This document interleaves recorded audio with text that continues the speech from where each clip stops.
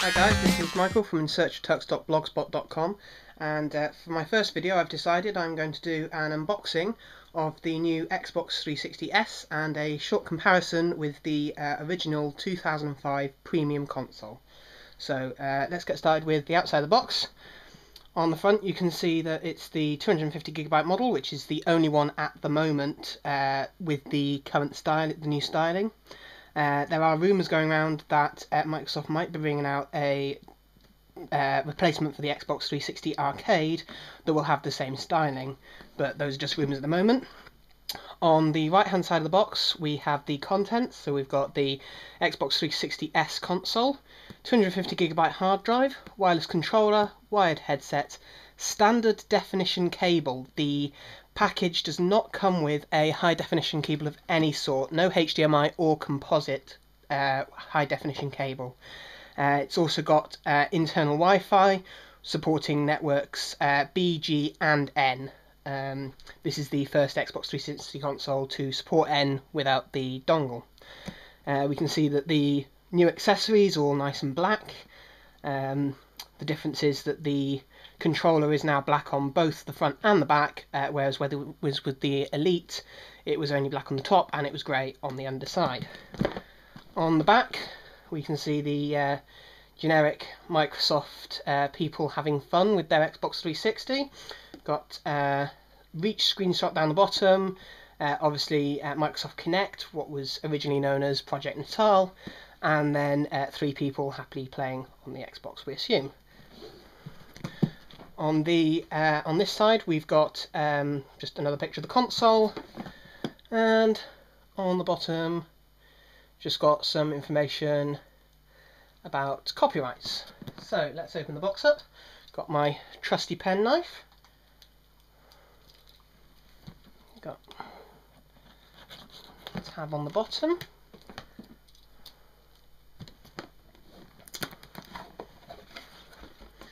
So on the top we've got a quick start manual with the setup instructions, just showing where to plug stuff in.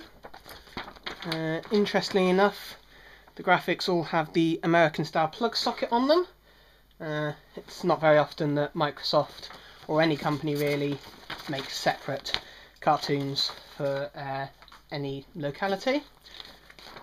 We've then got an Xbox 360 setting up Xbox Live pamphlet, and then on top we've got the new consoles. Just get the box out of the way for a second. We've got 2 bits of foam, and then the packaging here.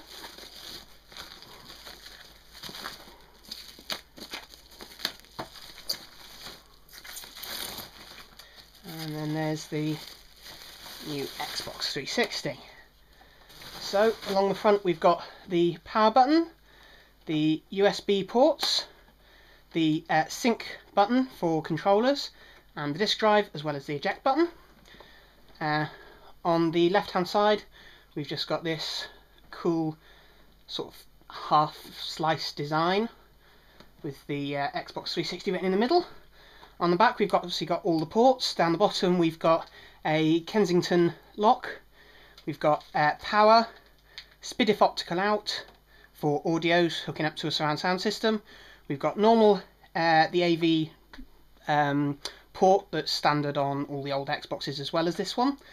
Then we've got HDMI, we've got a special proprietary Microsoft USB port which supports, I would assume, greater charge, because it will allow you to connect up to this console without needing an extra power brick. If you try to hook Kinect up to an older console, you're going to have to power the Kinect bar separately as well. You've then got Ethernet and a further 3 USB ports, totaling 5 USB ports for the console itself. On the side we've got a large vent with the single cooling fan. Microsoft this time have managed to put the GPU and the CPU on the same chip, so they only need one cooling fan to cool it, whereas the original Xbox 360 had the GPU and CPU on separate chips, and that meant that there had to be 2 smaller fans, so more noise. So this console is very much quieter. Then on top we have another very substantial cooling grill, and on the bottom we have the hard drive bay. As you can see in here, we've got a 250GB hard drive, which is completely different from the original hard drive. So there's absolutely no chance of cross compatibility whatsoever. It's this one looks like it uses standard hard drive SATA ports. This one looks like it, well, obviously it's a proprietary port. What Microsoft are offering, however, is a hard drive transfer kit, which allows you to transfer everything from your old hard drive onto your new console. So it's just USB on one end and the proprietary connector on the other. It just plugs straight into the hard drive, and then you can obviously plug that into the USB port on the front of the console. And then that way you can get all your save games and things off of the Xbox 360 hard drive and into your new Xbox 360 Slim hard drive.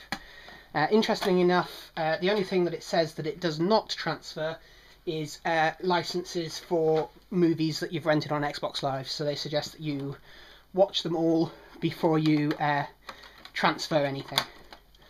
So I'll just put that back on and then see what's in the rest of the box.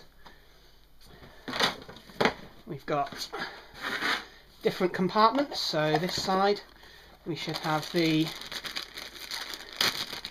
component cable.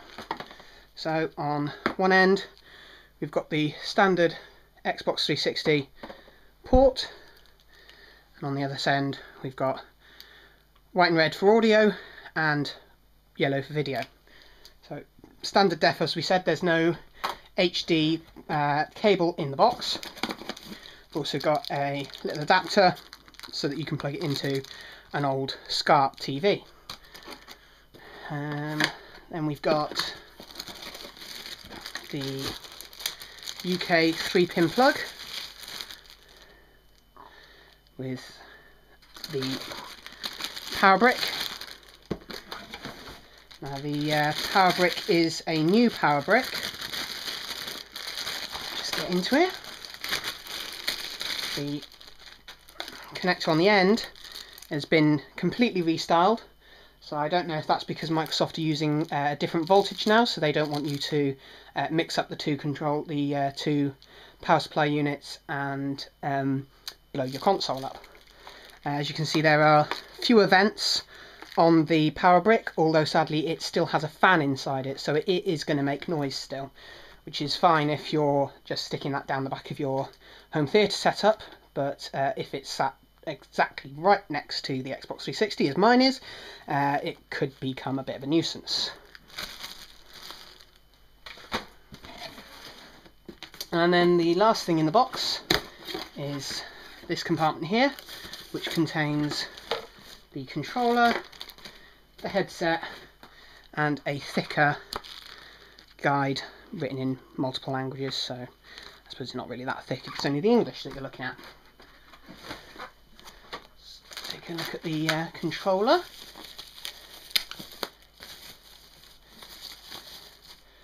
There's the new controller. As I said, black on both sides instead of grey on the back, like the Elite controller is. It's now got a chrome guide button in the middle, but nothing else has really changed. What is nice is Microsoft does include a pair of AA batteries with it, so to get you started quickly. So we'll just do a quick comparison. I've got my old Xbox 360 Premium here, and we can see quick size comparison. You can see that the new console is quite a bit shorter than the old console. I'd say a little bit slimmer, and probably the same sort of width, if not maybe a little bit bigger. It's quite a bit lighter than the old console, and will hopefully run a lot cooler. You'll notice on the front the memory card ports have gone completely, and I would assume that the infrared port is hidden behind all this black plastic somewhere. We've still got the 2 USB on the front, although it's now vertically orientated instead of horizontal. And the only other major addition is the fact that the buttons on the front are now capacitive rather than actual mechanical buttons, meaning that they are touch sensitive. So there's no give in them at all, except for the sync button, which is mechanical. So that's it for the unboxing of the Xbox 360 Slim. I'm Michael for InSearchOfTux.blogspot.com. You can find me at Michael Gomes, all one word, on Twitter, or at InSearchOfTux.blogspot.com.